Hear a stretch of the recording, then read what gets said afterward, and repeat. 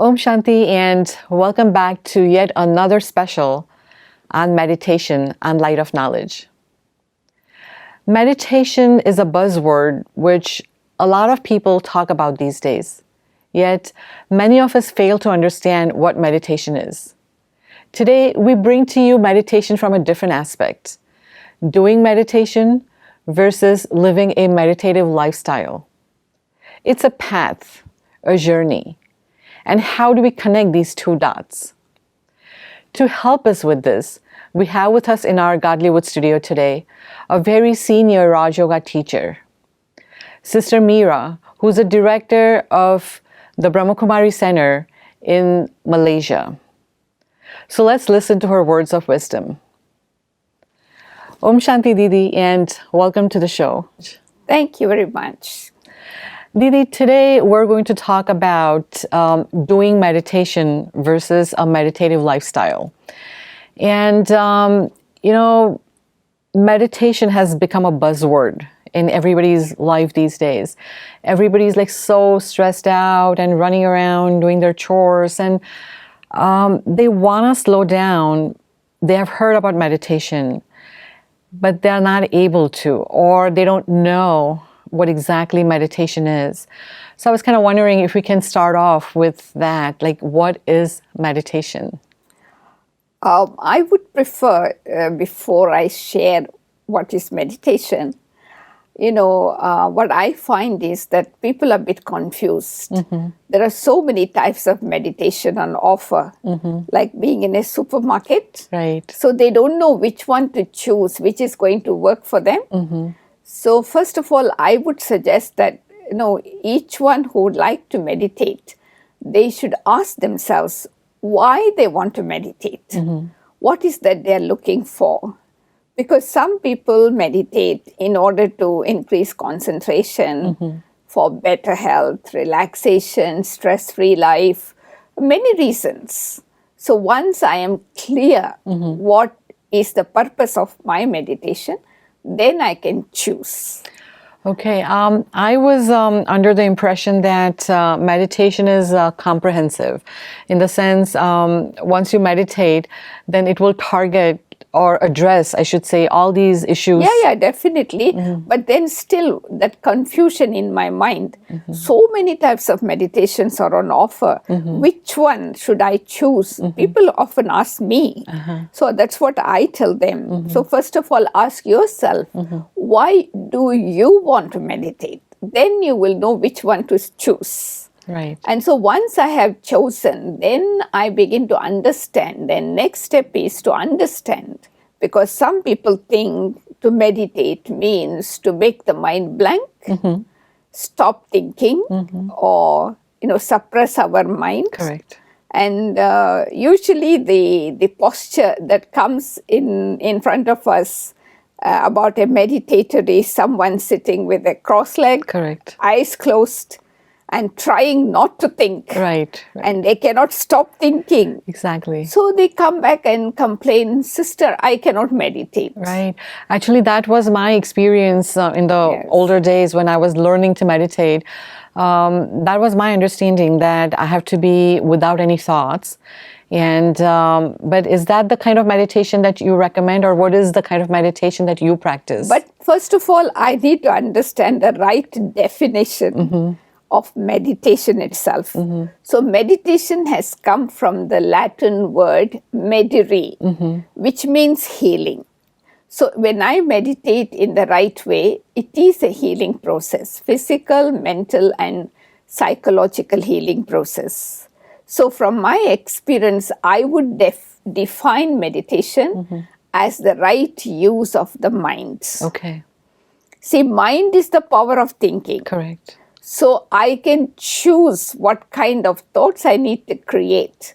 So when I'm able to use the mind in the right way, I am meditating. Okay. Or I can also say that meditative is actually the, art of positive thinking. Okay. Channelizing the energy of the mind in a positive direction. Okay. So that I'm able to really relax my mind. So the RajaYoga meditation that I practice consists of 3 steps. Okay. journey inward, journey upward, and journey outwards. If you could please elaborate on that a little bit. So when I talk about journey inwards, which means that first of all, I sit in a relaxed position and I breathe in and out normally. I don't concentrate or pay attention to my breathing. Okay. Because when my thoughts are used in a positive way, breathing is normal. Okay. But I first of all need to realize, who am I? That is where the inner journey begins. Okay. So once I am able to understand who am I, and then I go deep into the analysis of knowing the attributes, the quality, the anatomy of the self, then I'm able to channelize that energy and then feel empowered. That sounds a little bit difficult though, because that is the basic question that sages have asked over the years, who am I? But from what I'm understanding, it seems to be the first step in RajaYoga meditation. Yes. How do we overcome this first step in sense of it being very difficult? It sounds very difficult. It is not difficult. It's just our thoughts, Okay. Because we are always thinking. Thoughts are inevitable, but thinking is optional. So we choose the type of thoughts. There are different kinds of thoughts in our mind. So we take the initiative to choose the right type of thoughts, positive thoughts, and then direct those thoughts in a positive direction. Okay. But the first step towards meditation is relax. Okay. Relax your body, relax your mind, breathe in and out. So if you can do that to begin with, then you are able to focus your mind better. Okay. Okay. So that is where the inner journey begins.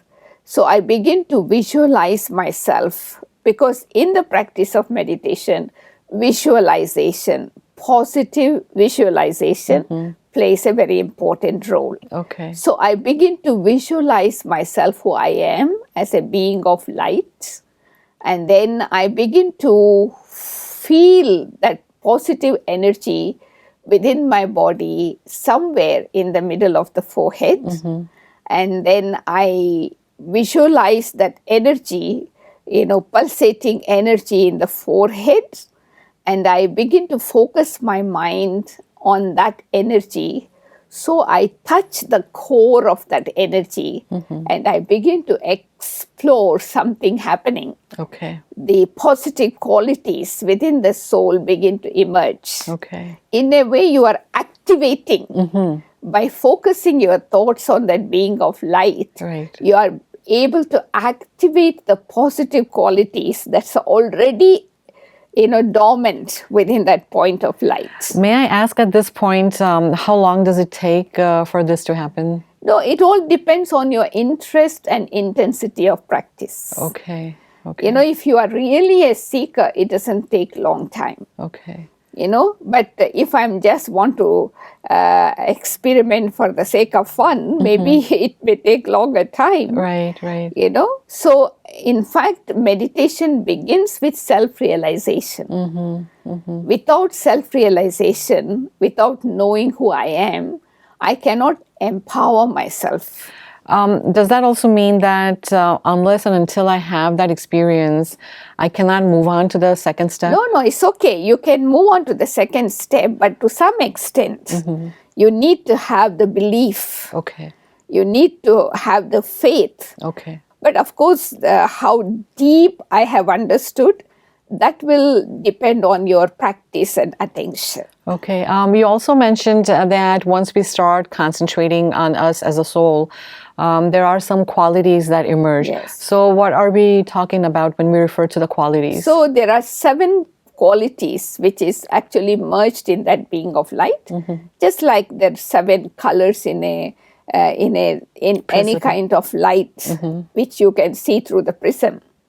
So when my consciousness becomes micro, I am able to feel those qualities. Like for example, now we are searching for peace outside. Right.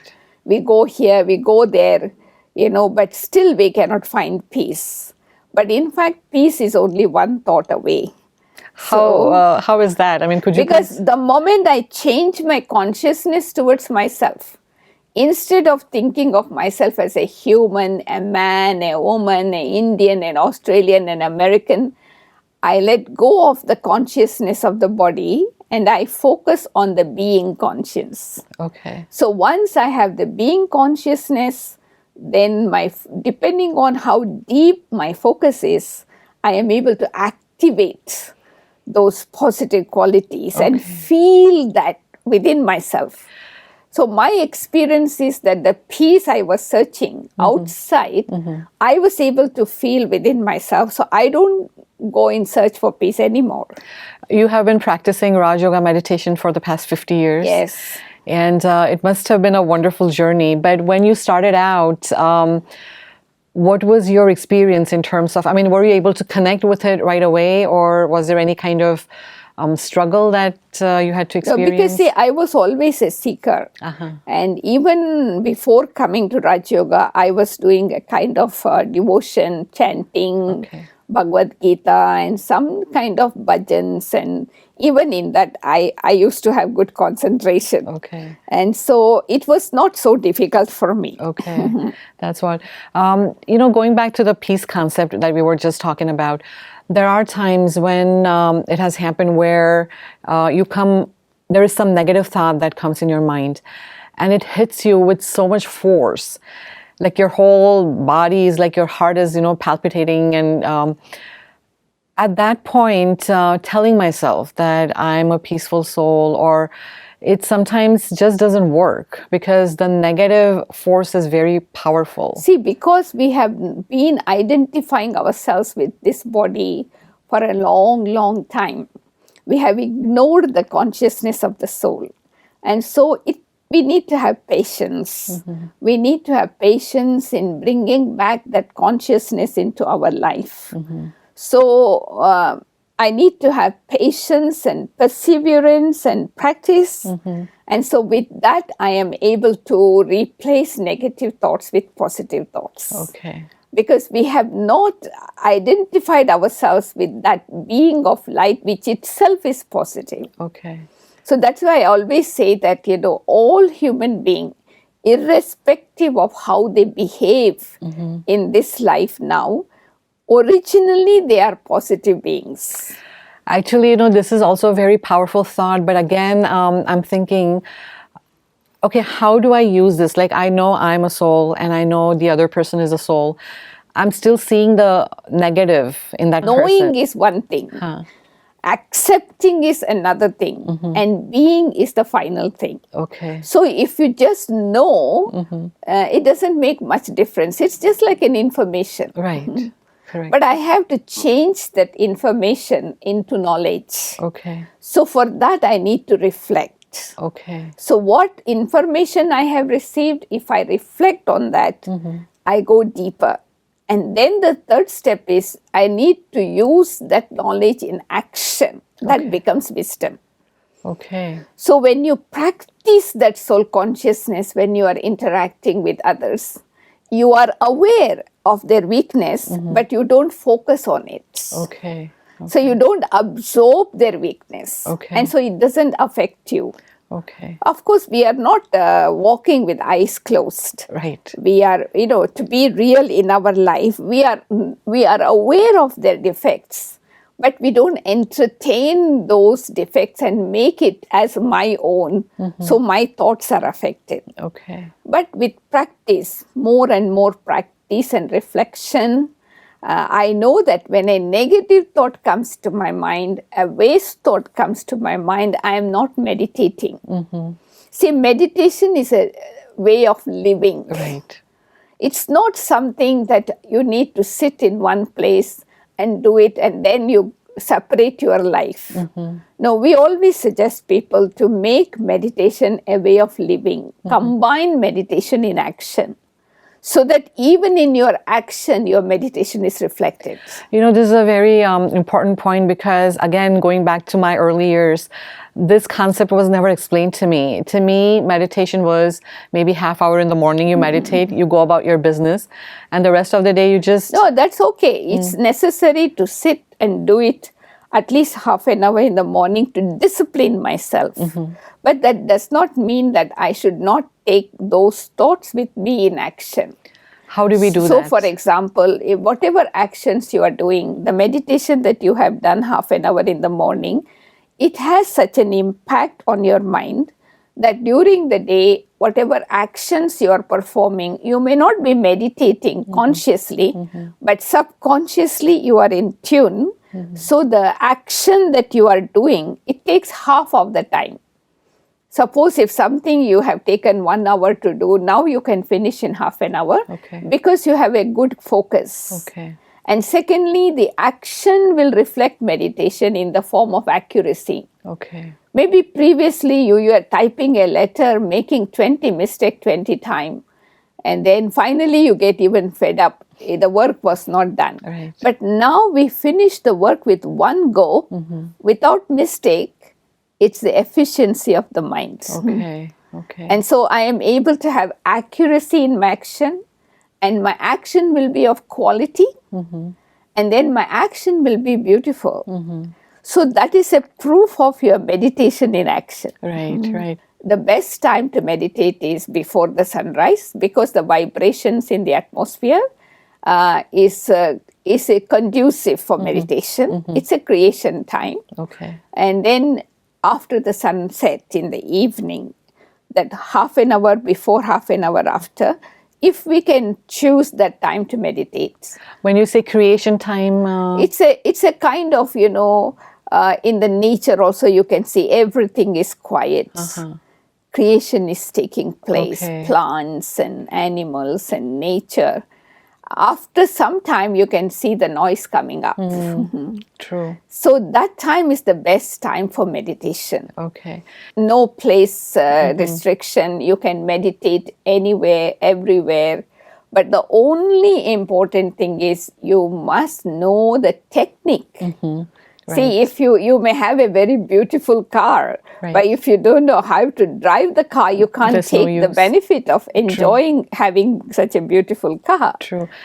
I'm just listening to you, and again, another thing that just struck me was I never thought of meditation as being something that you can enjoy.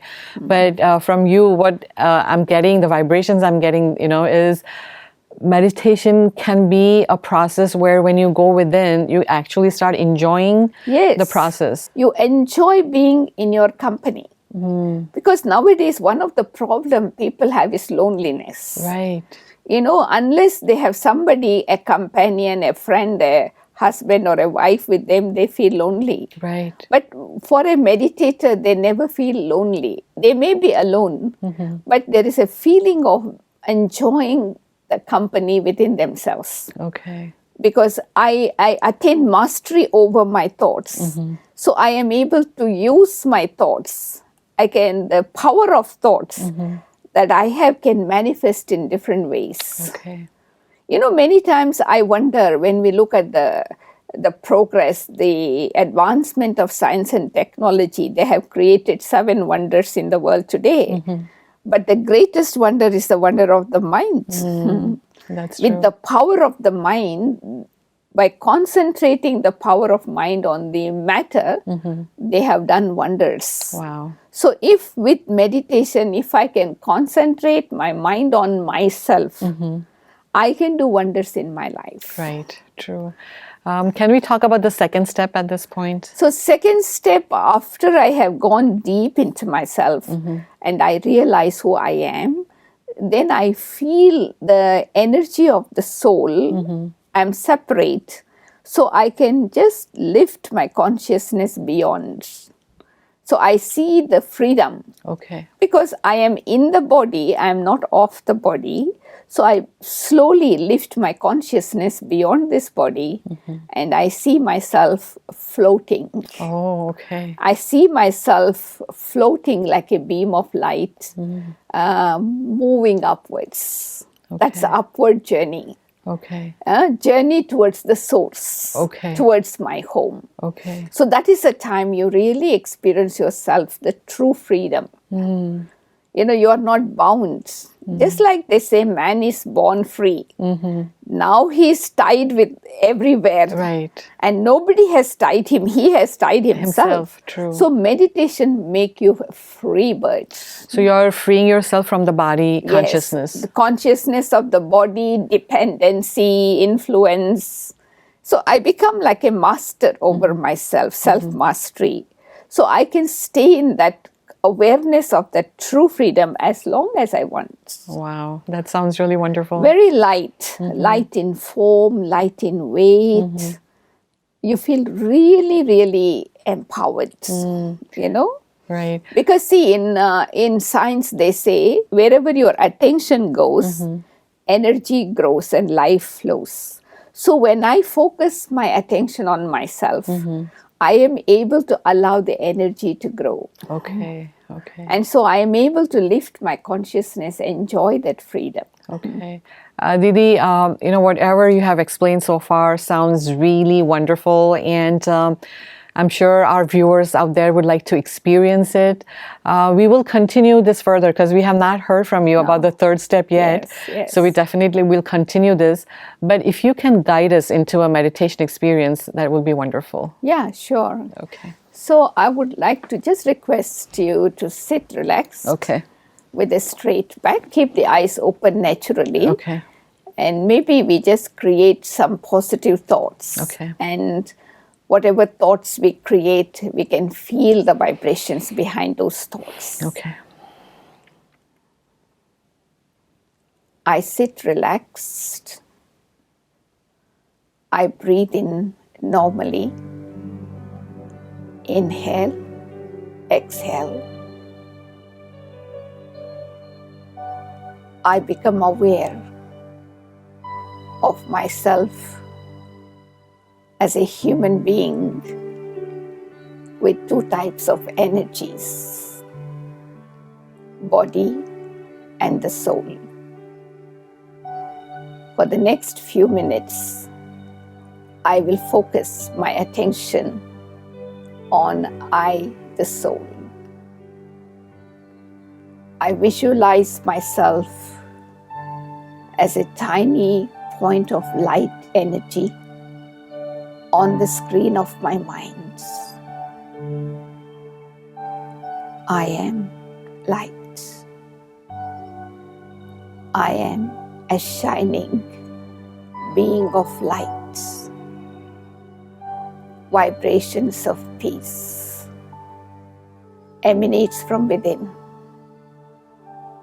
and fills my mind. I feel being at peace with myself, a peaceful soul. Within this peace, I also feel the power, inner peace. In this experience, I am totally inside and feeling light, so light and weightless that I can lift my consciousness beyond this body, and I see myself floating. I see myself enjoying the freedom. I am light. I am peace. I am balance.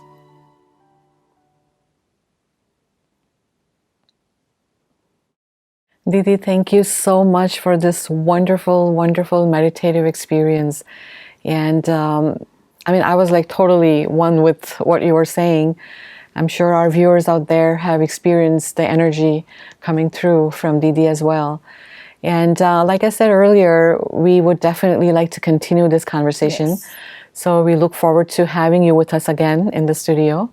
Thank you. And until then, Om Shanti. Om Shanti. Thank you. Didi has very beautifully explained to us today how we can cover this path of doing meditation to living a meditative lifestyle in very simple and easy to understand, easy to follow words. What stood out for me in this was the fact that we have to make use of the morning time, which she called as the time of creation. We utilize this time to achieve this goal, and we can be on our journey and experience the happiness that she talked about. With these words, we look forward to seeing you in our next episode. Until then, take care and Om Shanti.